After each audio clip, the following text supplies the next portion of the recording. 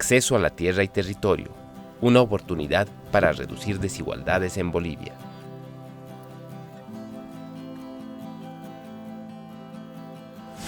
La Ley INRA de 1996, producto de las movilizaciones de los pueblos indígenas y los acuerdos entre actores y gremios, abrió un proceso masivo de saneamiento de tierras, incorporando nuevas categorías de propiedad.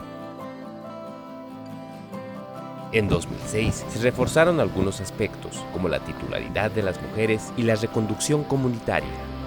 En 2009, la Constitución boliviana fusionó la categoría solar campesino a la de pequeña propiedad. Se introdujo un límite a la propiedad empresarial y la categoría de territorios indígenas originario campesinos, incluyendo una nueva institucionalidad en el órgano ejecutivo y en el órgano judicial del Estado. 3 décadas después, la estructura agraria, la ocupación espacial, la matriz productiva, la tecnología, el clima y los derechos han cambiado.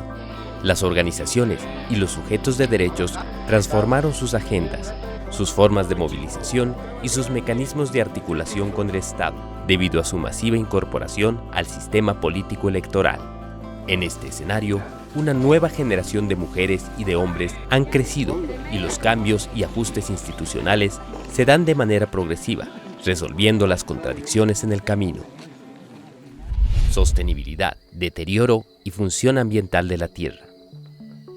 La notable contribución de la economía campesina e indígena a la seguridad alimentaria y al medio ambiente contrarrestan el impacto de la incursión y la expansión de la ganadería, el agronegocio y las industrias extractivas.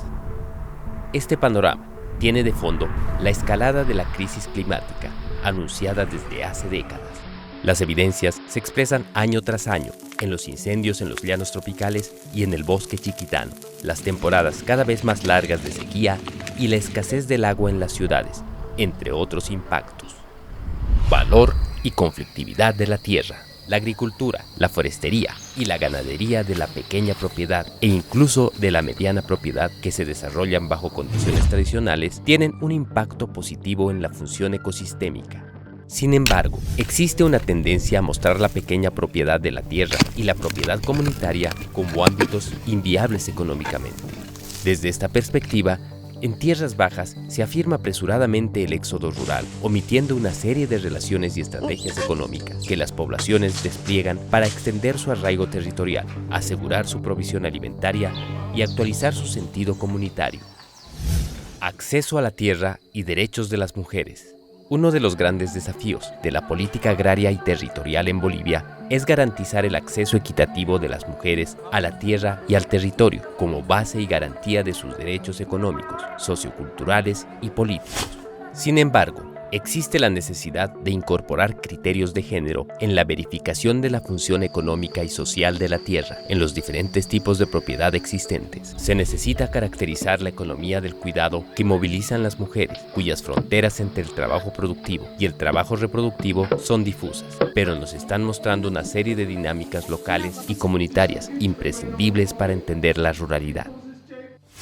Relaciones en las estrategias rurales y urbanas. Las controversias que se suscitan en ámbitos de disputa espacial o territorial en las relaciones urbano-rurales todavía muestran sorpresa, pues conllevan una serie de manifestaciones irresueltas. La incursión a la modernidad urbana e internacional no parece ser suficiente. El retorno al campo o el lazo con las raíces rurales, en muchos casos, tienen todavía que ver con el resguardo de la propiedad agraria, el cumplimiento de la función social por medio de cargos y de servicios temporales, la posibilidad de hacer viable la economía campesina, la aspiración a escalar en el sistema de reciprocidad y el prestigio comunitario y local, entre otros. Pueblos indígenas y naciones originarias. Más del 50% de las tierras están tituladas de forma colectiva para las comunidades, los pueblos indígenas y las naciones originarias, como propiedad comunitaria y tierras indígenas originario-campesinas. Esa política de reconocimiento de derechos, planteada en la década de 1990, en el contexto de la multiculturalidad, se profundizó y decantó en el planteamiento de la plurinacionalidad, el pluralismo jurídico, la democracia y la economía plural. No obstante, tales transformaciones implican aprendizajes, cambios estructurales, comprensión y voluntad política. y un largo proceso no exento de conflictividad y de retrocesos. Balance y diseño institucional estatal. Con más de una década de implementación, el texto constitucional está manifestándose en una nueva estructura institucional para abordar la cuestión agraria y territorial en el país, y es posible reconocer los esfuerzos, en diferentes etapas y gestiones, por profundizar y concretizar los derechos de acceso a la tierra y territorio. La labor de las autoridades públicas se suscribe a un proceso de construcción de la plurinacionalidad que no está exento de impugnaciones. Un cúmulo de labores se asoman respecto al acceso a la tierra y territorio. Debemos encarar los compromisos y coherencia respecto al modelo de desarrollo, la promoción de determinadas matrices productivas y los mecanismos necesarios para asumir todas y todos responsabilidades frente a la crisis climática.